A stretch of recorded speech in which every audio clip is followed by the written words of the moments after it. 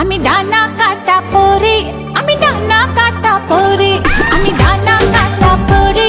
চটপটে স্বভাবে সুস্থভাষী অভিনেত্রী, সমালোচকদের কথা গায়ে না মেখে সবসময় নিজের ইচ্ছে মতো ছুটে চলেন তিনি। ভালোবেসে আপন করে নিতে পারেন মানুষকে। প্রিয় দর্শক, বলছি ঢাকাই চলচ্চিত্রের বর্তমান সময়ের অন্যতম গ্ল্যামার নায়িকা পরীমনির কথা। প্রিয় দর্শক, পরীমনিকে নিয়ে আপনার যদি কোনো মতামত থেকে থাকে অবশ্যই কমেন্ট বক্সে জানাতে ভুলবেন না। আর আপনি যদি পরীমনির একজন ফ্যান হয়ে থাকলে অবশ্যই চ্যানেলটি সাবস্ক্রাইব করে ভিডিওতে একটি লাইক দিবেন।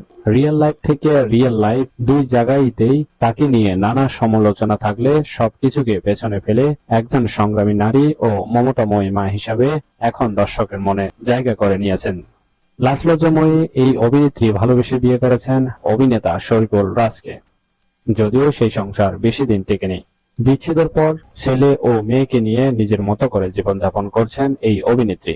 মা এবং নবজাতকের দরকারি পণ্যের ব্র্যান্ড শপ বডি প্রতিষ্ঠা করেছেন তিনি। অনলাইন ভিত্তিক এই প্রতিষ্ঠানে বিক্রি হচ্ছে মা ও শিশুদের জীবনযাত্রার পণ্য সামগ্রী। পরীমনি অভিনীত বেশ কিছু চলচ্চিত্র মুক্তির অপেক্ষা আছে।